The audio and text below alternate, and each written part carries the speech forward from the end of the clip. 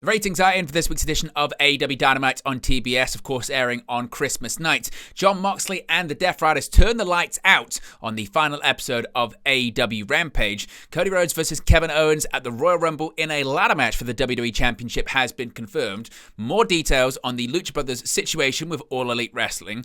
An update on the Vince McMahon lawsuit involving former WWE employee Janelle Grant.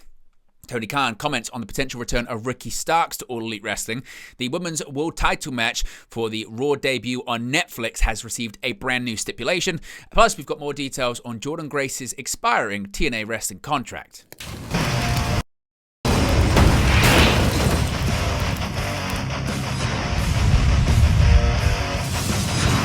Hey guys, welcome back to Wrestling News 365. Hope everyone is doing very well. As always, there are plenty of news stories to get into in the world of professional wrestling. Let's begin with the ratings for this past week's edition of AEW Dynamite. Of course, the show that aired on Christmas night. On an eventful Christmas day, AEW Dynamite on 34th Street held from the legendary Hammerstein Ballroom in New York City. The four finalists in the Continental Classic Tournament were determined. Toni Storm made her Dynamite debut, and Jon Moxley realised how much trouble he might be in going into his AEW World Championship match tonight at AEW World's End. But many festive fans, how many did they tune in for the final Dynamite of 2024? Well, according to Programming Insider, the Christmas Day edition of Dynamite saw an average of 574,000 viewers. This is an 8% decrease from the Holiday Bash episode that averaged 625,000 viewers, and a 2% decrease from the trailing 4-week average that currently sits at 585,000. The key 18 to 49 demographic also saw a slight dip from a 0.19 on December 18th to a 0.18 on Christmas Day. However, this number is a 6% increase on the trailing 4-week average of 0.17 and was enough to see Dynamite rank second for primetime cable telecast behind the NBA game between the LA Lakers and the Golden State Warriors that not only aired on ESPN but was simulcast on ABC.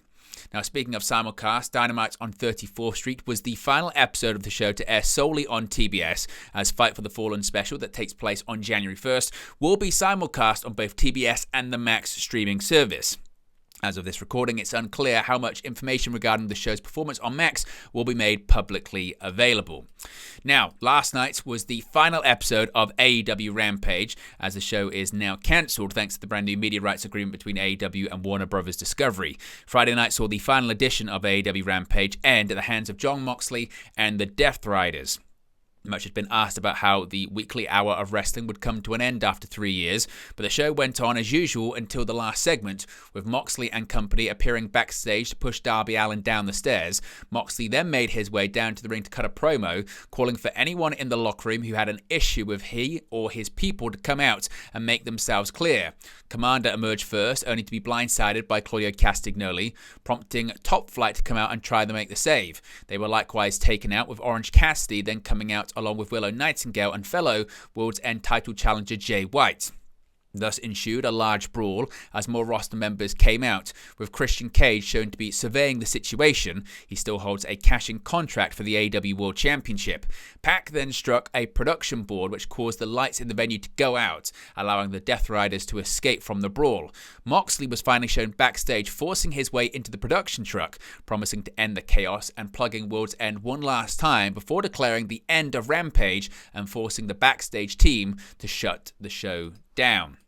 Now, a big update here when it comes to the Royal Rumble and the WWE Championship situation. A rematch for the undisputed WWE Championship as well as the Winged Eagle title is officially set between champion Cody Rhodes and Kevin Owens. The pair will face off once again, this time in a ladder match for both bouts at the Royal Rumble on February 1st. SmackDown started off with a recap of Owens sending Rhodes out of Saturday night's main event on a stretcher following a package piledriver, and the prizefighter taking the Winged Eagle bout as his own. SmackDown General Manager Nick Aldis was then seen in a video demanding Owens return the championship or suffer immediate and severe consequences. Owens appeared following a brawl between Sami Zayn, the New Bloodline, and Braun Strowman, and walked to the ring where Aldis was already standing. Owens said he wouldn't be handing over the Winged Eagle because it was his bargaining chip for a rematch against Rhodes.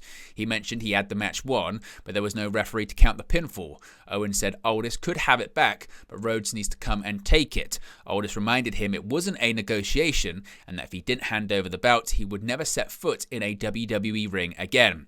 Rhodes' music hit, and he cut a promo about how he's no longer fighting for himself anymore, but for his girls, his fans, and everyone else. He said it wasn't Aldis' responsibility to get the championship back, it's his. Rhodes said he wanted a match where the referee can't stop what he's going to do to Owens. He demanded a ladder match, and Aldis made it official for the Rumble. Owens attempted to shake Rhodes' hand, then pushed Aldis into the champion as he went to leave and stomped on Rhodes' injured neck. Now, a bit of an update here when it comes to the Lucha Brothers and their status with AEW. Of course, we know that Penta El-Zero he's a free agent. We also know Rey Fenix is still under contract to All Elite Wrestling. The tale of AEW and the Lucha Brothers in 2024 has been a strange one to say the least. Penta El-Zero and Rey Fenix look set to leave the promotion during the summer and head to WWE, with some reports even suggesting they had signed main roster contracts with them back in September. However, when AEW, and more specifically AEW President Tony Khan, caught wind of these reports, injury time was added onto their contracts, keeping Penta with the company until the beginning of December, while Phoenix will remain with AEW for approximately another calendar year. While the dust seems to have settled surrounding the situation momentarily, Dave Meltzer revealed some extra details about how things got so messy between AEW and the Lucha Brothers in the Wrestling Observer newsletter. According to Meltzer, the former World Tag Team Champions felt like they had stagnated in the company and knew WWE had interest in them. Khan believed he could keep them for another deal by offering more money, which apparently he did, but the two men had already made up their minds and were ready to jump ship. Khan and other AEW higher-ups have reportedly reached out to Penta and Phoenix about discussing new deals, but they were told to take up any inquiries with their agent instead, with this being the moment everyone in the company knew they were on the way out, leading to Khan not using them on television from July onwards. Given these new details, it looks as if it will be a while before any wrestling fans see Rey Fenix in action, but for Penta, his time as a free agent could be coming to an end very soon, as recent vignettes that have aired on Monday Night Raw have pointed to him debuting in the company in the new year. Now, we've got more details here when it comes to the ongoing lawsuit between former WWE employee Janelle Grant and Vince McMahon, WWE, and John Laurinaitis. Now, again, this is certainly very, very interesting stuff. The lawsuit filed by former WWE employee Janelle Grant against Vince McMahon, John Laurinaitis, and WWE in January has been one of, if not the biggest wrestling news story of the year. And over the Christmas period, there have been some new developments. Lawyers representing McMahon and WWE have filed to move the lawsuit to arbitration, as they believe Grant didn't honor her side of the NDA by disclosing details about her relationship with McMahon in the lawsuit. Laurinaitis has also joined McMahon's side to throw the case out, which Dave Meltzer explained on Wrestling Observer Radio could actually happen in the near future. Quote, from a legal standpoint, as much as some people, I know a lot of people really want to see the rich guy get his case, okay, the legal system very much protects the rich guys, not always, but usually. So in this case, based on the wording of the law, the judge is going to have a very compelling argument to throw out, Meltzer explained. The official wording of the law states that if there is any issue in the NDA, it has to go to arbitration, and that somebody cannot sue over it because it could go against the terms of the agreement. However, Meltzer believes there is one way the case won't get thrown out, and that all comes down to the judge. Quote, unless you've got a judge who's going to be very sympathetic and go, you know what, this is a horrendous case, and even though the law probably isn't sympathetic with this verdict, the overriding greater good would be able to do this. It's going to be a tough one. Now, a bit of an update here when it comes to Ricky Starks and his AEW status, coming straight from the AEW president and CEO himself, Tony Khan. One of the most mysterious issues surrounding AEW as the calendar turns to 2025 has been the ongoing absence of Ricky Starks, once touted as one of the promotion's bright young stars, but now has been absent from Tony Khan's programming for 9 months. In a media call ahead of tonight's World End pay-per-view event, Khan offered a non-committal answer on a potential Starks return, either at World's End or the upcoming January 1st episode of AEW Dynamite Fight for the Fallen. Quote, I think we'll have to stay tuned to see who's going to be a part of Fight for the Fallen and the simulcast, Khan said. Khan immediately redirected his attention to the World's End card, which he touted as having one of the best pay-per-view lineups of 2024. World's End is slated to see Continental Classic semi-finals and finals, an AEW TBS Championship defense, and a four-way match for the AEW World Championship, among other spectacles. He didn't use Stark's name in his response. Quote, as for who's going to be at the mother of all simulcast, that remains to be seen, Khan concluded. Of course, Starks was last seen on the March 30 episode of AEW Collision, where he and Big Bill took on an on-the-fly loss to Top Flight. Starks has been a hot topic in professional wrestling in the news cycle after he went on an unapproved interview with Chris Van Vliet, after which he was pulled from pre-planned January 2025 GCW dates for unrelated reasons. Starks is reportedly ring ready, but any future AEW creative plans involving the former FTW champion remain undisclosed. Now, the Women's World title is going to be on the line when Raw makes its debut on Netflix, but now it has a brand new stipulation.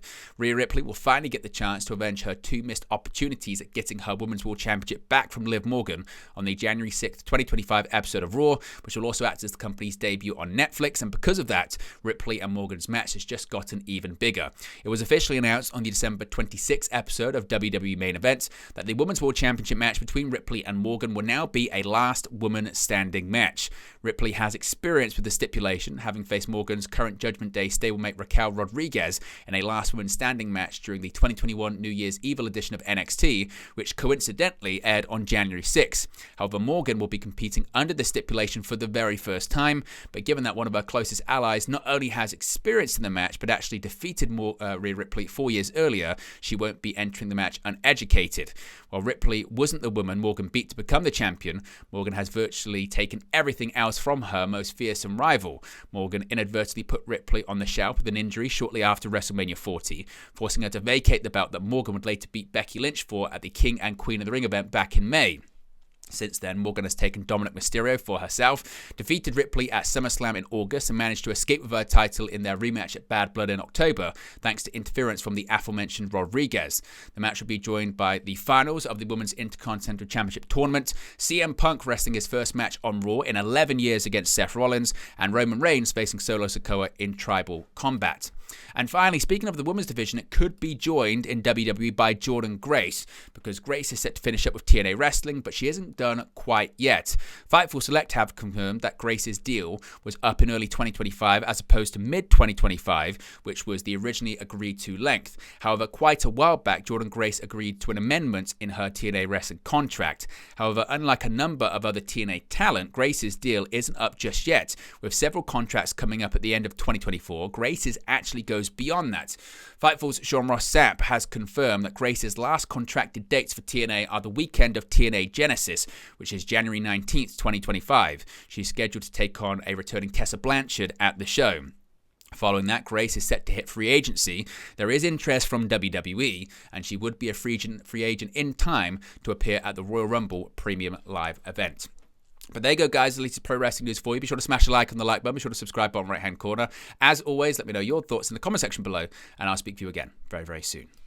Hey guys, thank you for watching, listening, streaming, or however you come across this video today. Be sure to click on the video on the right there to watch our next video, or click the bottom there to subscribe, or the bottom right-hand corner. Thank you very much, and I'll speak to you again very soon.